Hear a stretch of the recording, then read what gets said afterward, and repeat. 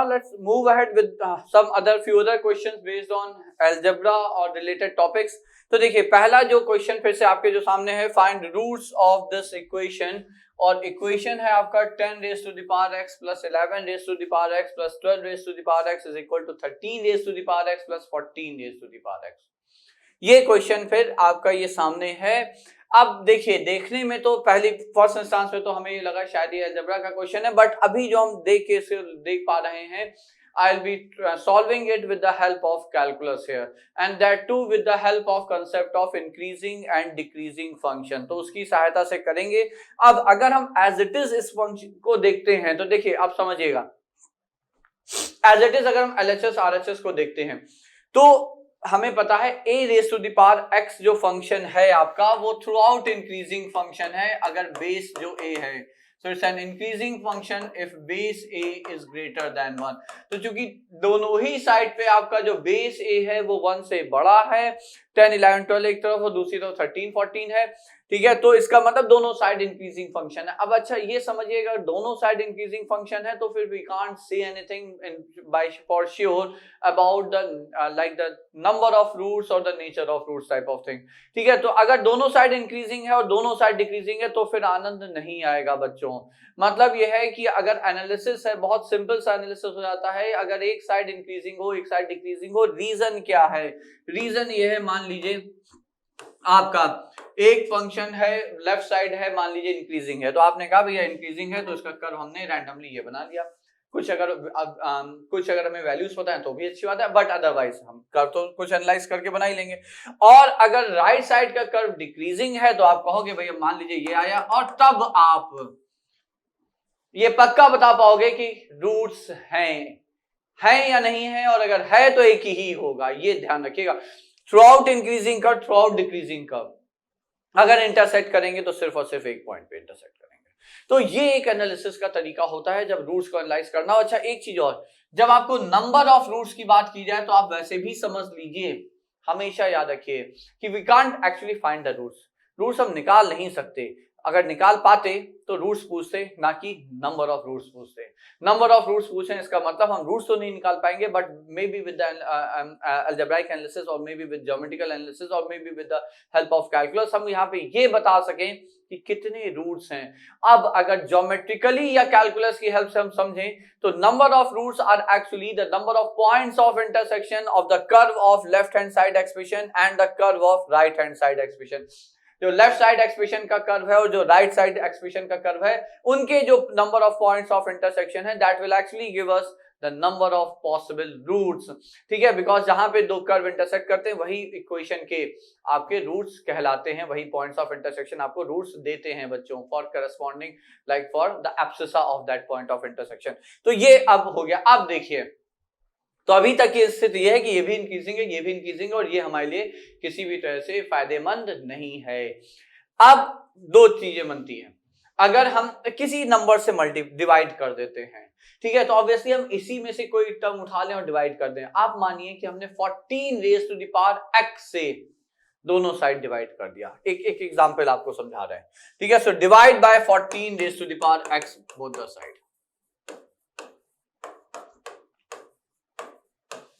दोनों साइड हम 14 raise to power x से डिवाइड कर देते हैं. तो देखिए लेफ्ट साइड पे क्या बना, 10 over 14 raise to the power x plus 11 over 14 raise to the power x plus 12 over 14 raise to the power x is equal to 1 plus 13 over 14 raise to the power x. अब देखिए स्थिति वही की रही, स्थिति में कोई सुधार नहीं हुआ. रीजन, ये भी बेस 1 से छोटा 1 से छोटा 1 से छोटा 1 से छोटा, ये भी सारे के सारे हो गए डिक्रीजिंग फंक्शंस, और ये हो गया भी डिक्रीजिंग फंक्शन. 1 तो कांस्टेंट है, कोई फर्क डालेगा नहीं खास. डिक्रीजिंग, अब फिर से दोनों डिक्रीजिंग में फायदा क्या हुआ? इंक्रीजिंग एनालाइज नहीं कर पाए थे तो फिर डिक्रीजिंग भी कैसे एनालाइज कर पाएंगे बच्चों, ठीक है. तो मतलब एक सूटेबल आप टर्म ढूंढिए जिससे डिवाइड करें, जिससे कि एक साइड इंक्रीजिंग एक साइड डिक्रीजिंग हो जाए, और जो वो टर्म हमें दिख रहा है तो वो एक्चुअली दिखा. So that didn't help me, according to me that's not helpful to us. तो अब हमने कहा भाई divide both the sides. So dividing by 13 raised to the power x both the sides. इससे जरा डिवाइड करते हैं. क्या मिलेगा? तो LHS में मिला आपको 10/13 raised to the power x plus 11/13 raised to the power x plus 12/13 raised to the power x is equal to 1 plus 14/13 raised to the power x. यहां पे जो लेफ्ट साइड है आपका वो सारा का सारा डिक्रीजिंग है, और डिक्रीजिंग फंक्शन को अगर आप ऐड करेंगे तो वो डिक्रीजिंग ही फंक्शन देगा। ठीक, तो ये सारे डिक्रीजिंग और सारे पॉजिटिव वैल्यू वाले हैं, और सारे डिक्रीजिंग तो डिक्रीजिंग, और ये है आपका इंक्रीजिंग फंक्शन। और देखिए मामला सेट। तो लेफ्ट साइड का कर्व अगर आप बनाएंगे, समझिए, मान लीजिए हमने कहा x raise to the power decreasing है, ये माइनस इंफिनिटी से शुरू होगा, एक्सपोनेंशियल है तो ये कुछ ऐसे जा रहा है, जैसे जैसे x इंफिनिटी जाएगा वैसे वैसे जीरो का अप्रोच करेगा। ये इंक्रीजिंग है, ये जब आप जीरो से शुरू माइनस इंफिनिटी से शुरू करेंगे तो ये 1 से वैसे तो शुरू होगा, क्योंकि 1 + 0 = 1, 1 से शुरू होगा और फिर ये उठता उठता ऐसे जाएगा, और एक पॉइंट ऑफ इंटरसेक्शन वो कहीं भी मिले, वो आपको कैसे भी मिले, पॉइंट ऑफ इंटरसेक्शन सिर्फ और सिर्फ एक मिलेगा। That means this equation has exactly one root. ठीक है, तो this equation has exactly one root, एक ही रूट है इस इक्वेशन का बच्चों। So this is how we can analyse this with the help of curve, with the help of like calculus, increasing and decreasing functions concept here. ठीक है, तो ये एक क्वेश्चन हो गया। अब आगे बढ़ते हैं। Hello my dear students, I am Neeraj Kumar Chaudhary और फिजिक्स टीचर। बच्चों, एक बहुत ही इंपॉर्टेंट इंफॉर्मेशन देनी है अबाउट यूसेट, यानी कि scholarship eligibility test for droppers.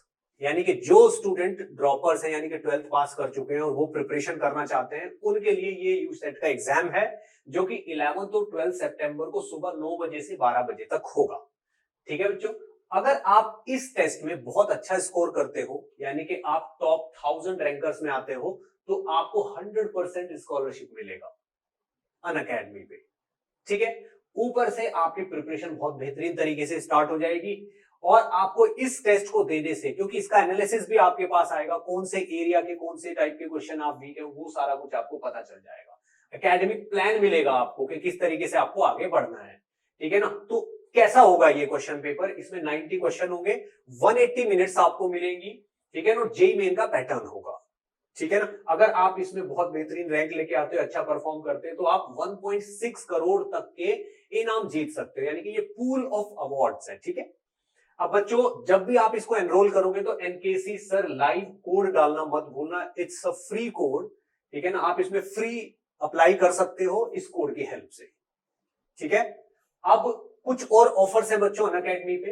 अगर आपको महाराष्ट्र बोर्ड में हो आप, और उसके साथ आपको आईआईटी की प्रिपरेशन करनी है, ठीक है ना, तो बहुत ही बेहतरीन ऑफर अनअकैडमी आपके लिए लेके आया है। अगर आप 2 साल के स्टूडेंट हो, यानी कि 11th 12th पूरा करना है, साथ साथ में आपको आईआईटी की प्रिपरेशन भी करनी है, तो आपको 56,103 में सब्सक्रिप्शन मिल जाएगा फॉर 24 मंथ्स, और 12 मंथ्स के लिए, यानी कि अगर आप 1 साल के लिए लोगे तो आपको 38,602 में मिल जाएगा। अब अगर आपको आईआईटी जेईई का आइकॉनिक सब्सक्रिप्शन चाहिए, और साथ में 11th 12th की सीबीएसई की क्लासेस, यानी कि अगर आप सीबीएसई के स्टूडेंट हो और आपको आईआईटी जेईई का आइकॉनिक सब्सक्रिप्शन के साथ आगे बढ़ना है, तो आपकी 24 मंथ्स की फीस है 100,100। ठीक है, अब 1 ईयर की, यानी कि 12 मंथ की है 65096, और ये ऑफर 14 सितंबर तक वैलिड है। बस कब तक वैलिड है? 14 सितंबर तक। ये पिछले वाला ऑफर भी आपके पास 14 सितंबर तक ही वैलिड है। ठीक है बच्चों, नेक्स्ट, अगर आप यूपी बोर्ड से हो तो आपकी 2 ईयर की फीस होगी 56,097। आईआईटी के साथ यूपी बोर्ड की प्रिपरेशन आपको करनी है तो 56,097 24 मंथ्स की है, और 38,599 12 मंथ्स की है। ये ऑफर भी 14 सितंबर तक ही वैलिड है।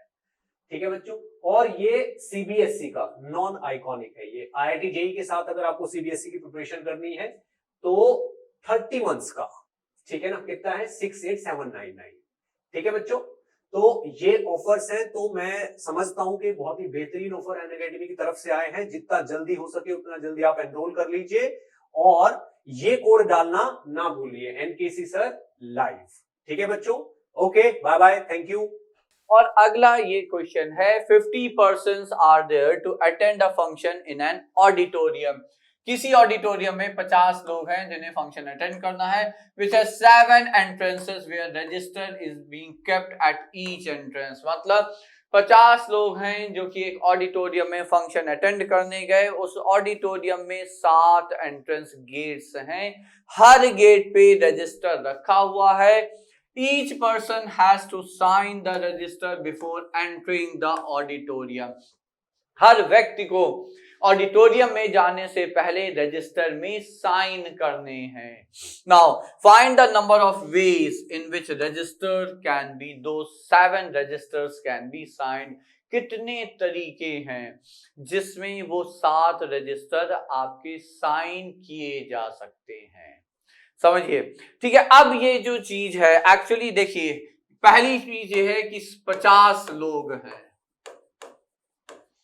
और 7 गेट हैं, so there are 7 gates, 50 persons and 7 gates। ठीक है, तो 50 लोगों को 7 गेट से एंटर करना है, तो it's like 50 distinct balls and 7 distinct boxes. 50 distinct ball हैं और 7 डिस्टिंक्ट बॉक्सेस हैं, या आप ऐसे भी समझे, बॉक्स की तरह से नहीं देखते हैं इसे, आप ऐसे समझें कि 50 डिस्टिंक्ट बॉल हैं, उसे आपको 7 ग्रुप में डिवाइड करना है।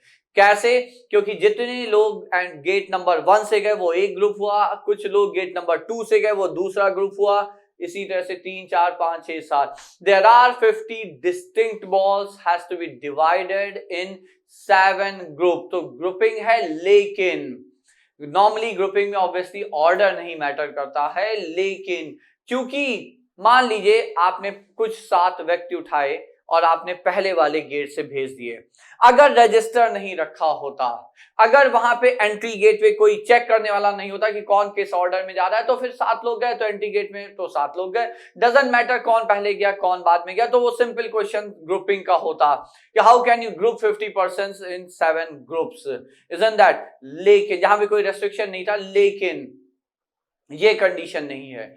कंडीशन क्या है? कंडीशन ये है कि हर गेट पे रजिस्टर है और रजिस्टर कितनी तरह से साइन किया जा सकता है। तो ऑब्वियसली अगर A1 से लेकर A7 गेट नंबर 1 से जाते हैं बच्चों, तो अगर सबसे पहले A1 ने साइन किया फिर A2 ने साइन किया, ये रजिस्टर पे साइन करने का तरीका अलग है। लेकिन अगर पहले A2 ने किया फिर A1 ने किया तो वो तरीका अलग दिखेगा। So number of ways in which the registers can be signed. तो रजिस्टर पे जो साइन है वो ऑब्वियसली जब एक एक करके लोग जा रहे हैं तो वो ऑर्डर में है। इट्स लाइक कि आप टीम मेंबर सेलेक्ट करने के बाद जब आप उसका ऑर्डर में टीम लिखते हैं, तो आप लिखते हैं तो ऑर्डर इंपॉर्टेंट हो जाता है। जब आपने टीम सेलेक्ट की और आपने कहा भैया 11 लोग हैं, ये 11 लोग हैं, बात खत्म हो गई।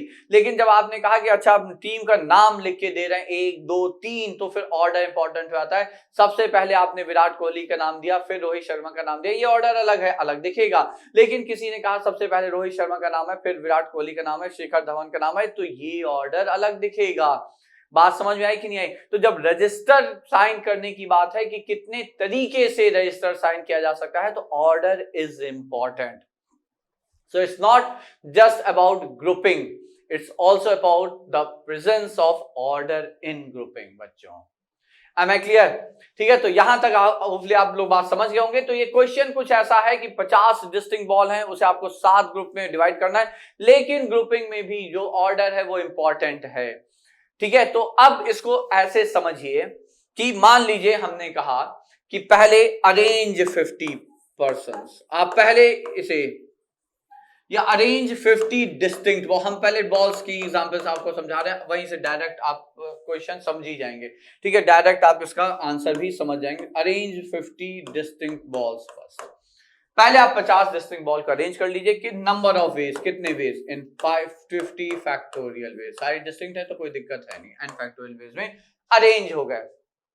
अब आपने इसे now we have to divide. अब एक पर्टिकुलर अरेंजमेंट ध्यान दिमाग में रखिए, कोई एक 50 फैक्टोरियल में से कोई एक अरेंजमेंट उठा लीजिए। तो मान लीजिए आपने कहा अरेंजमेंट है B1 B2, सिंपल सा arrangement B3 B4 dot dot dot dot dot B48 B49, ये एक पहला एक arrangement out of like 50 factorial arrangement I selected one particular arrangement, एक पर्टिकुलर अरेंजमेंट हमने यहाँ पे सेलेक्ट कर लिया।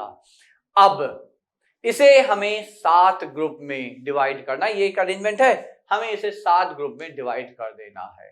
कैसे डिवाइड करेंगे, कैसे हम इसे डिवाइड कर सकते हैं बच्चों?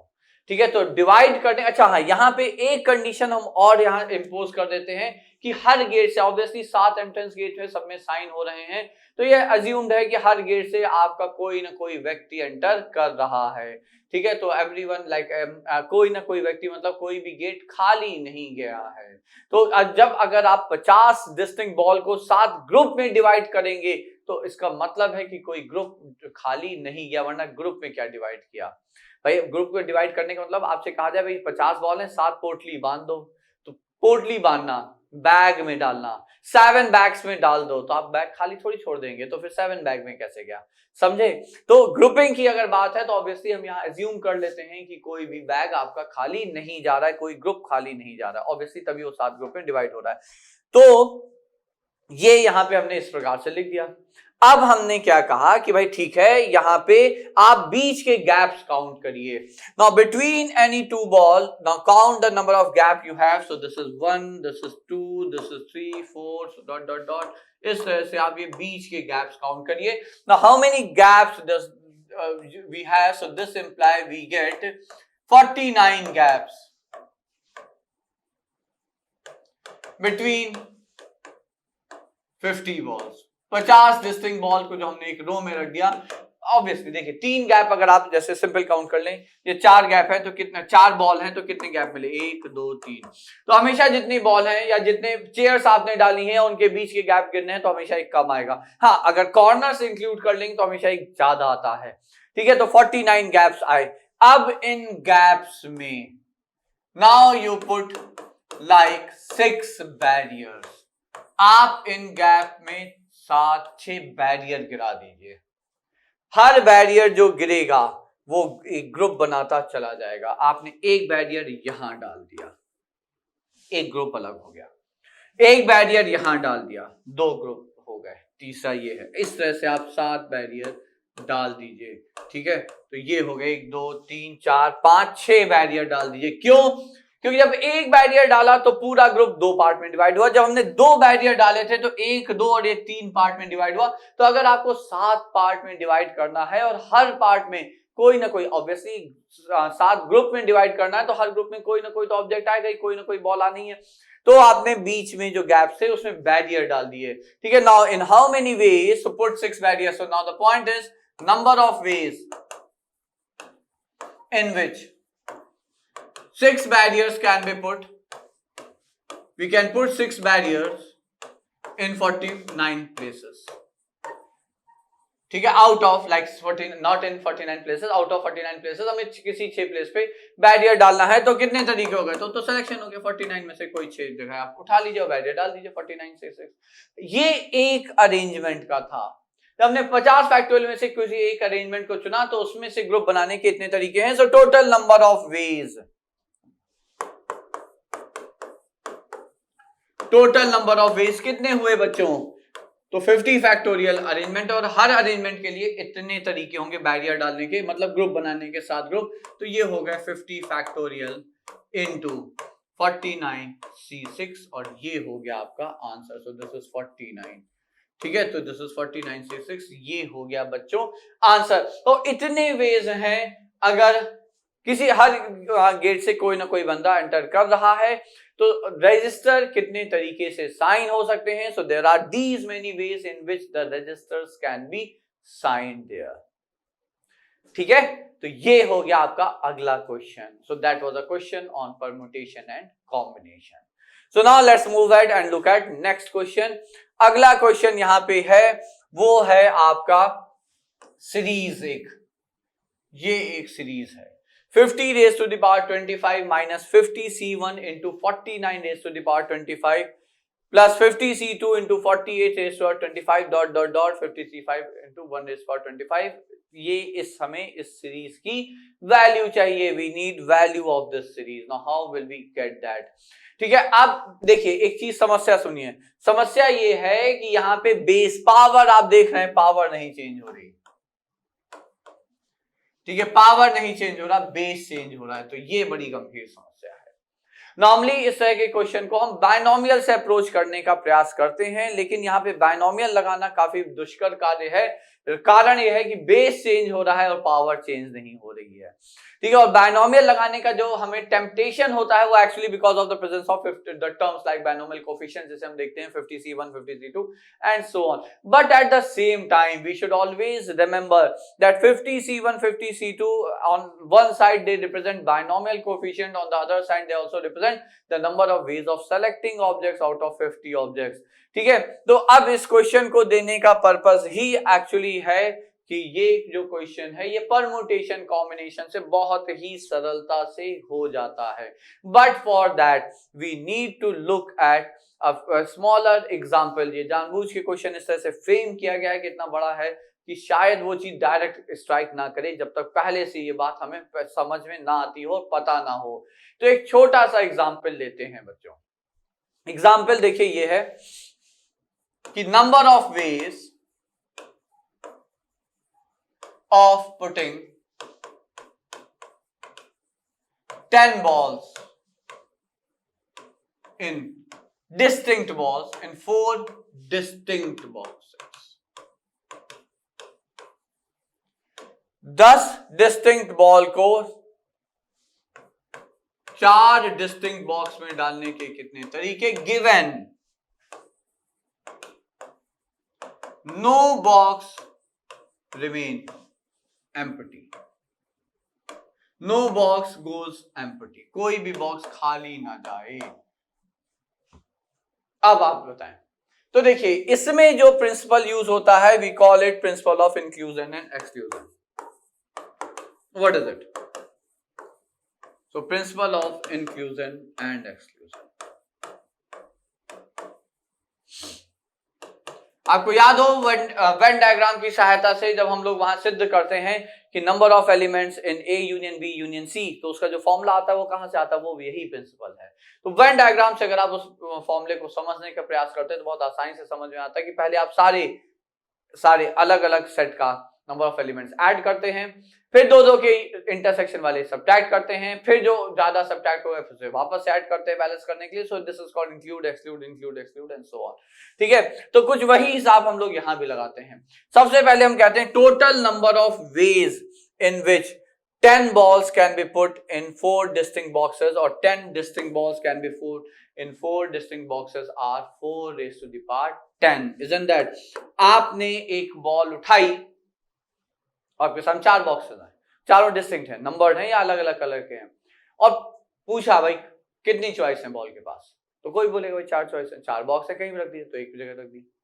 फिर दूसरी उठाई, फिर ये क्वेश्चन भाई कितनी चॉइस है, तो कोई रेस्ट्रिक्शन तो है ही नहीं, किसी बॉल में कितनी भी जाए ना जाए, मतलब जाना तो है किसी न किसी बॉक्स में, लेकिन ऐसा नहीं कि एक में इतनी ज्यादा नहीं आ सकती, एक में उससे कम नहीं हो सकती, व्हाटएवर, कोई रेस्ट्रिक्शन नहीं, विदाउट एनी रेस्ट्रिक्शन।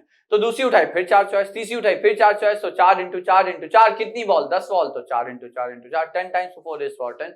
इतने टोटल नंबर ऑफ वेज हैं of putting 10 distinct balls on in 4 distinct boxes without any restriction, बिना किसी रेस्ट्रिक्शन के इतने तरीके हैं। लेकिन रेस्ट्रिक्शन तो है, रेस्ट्रिक्शन ये है that no box should go empty, so no box should remain empty, कोई भी बॉक्स खाली नहीं जाना चाहिए। इसमें तो वो स्थिति बन सकती है कि हो सकता है आपने 10 की 10 बॉल पहले वाले बॉक्स में रख दी, तीनों खाली चले गए, ये भी पॉसिबिलिटी है। अब आप क्या कहोगे कि यहां से आप वो केस हटा दीजिए जब एक बॉक्स आपका एटलीस्ट 1 बॉक्स रादर खाली जाता है, एटलीस्ट 1 बॉक्स वाले केस यहां से हटा दीजिए। मतलब आपने क्या कहा कि एक बॉक्स 4 में से सेलेक्ट करते हैं, तो 4 चूंकि डिस्टिंक्ट बॉक्सेस हैं तो 4 में से एक बॉक्स सेलेक्ट किया। मान लीजिए हमने कहा कि ब्लैक कलर वाला बॉक्स है, इसको हम खाली करें, हटा लिया, तो 4C1 में से एक तरीका कि हमने ब्लैक वाला बॉक्स हटा लिया, ठीक है।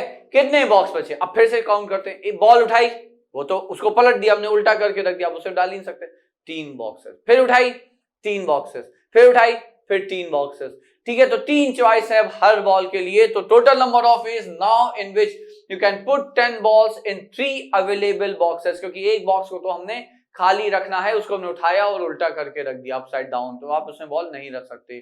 तो ये हो गए इतने तरीके। अगर हम इससे हटा दें तो ये कौन सा तरीका है बच्चों? 4c1 into 3 raised power 10 का मतलब at least 1 box is definitely going empty. क्यों? क्योंकि एक तो हमने हटा ही दिया, तो एक बॉक्स तो कम से कम खाली है। Why is it at least 1 box? क्योंकि फिर से वही बात है, 3 बॉक्स हैं, हो सकता है 10 बॉल हम रेड कलर वाले बॉक्स में डालते हैं, हो सकता है ग्रीन वाले में डालते हैं, हो सकता है येलो में सारी डाल दें, तो 2 और खाली रह गए।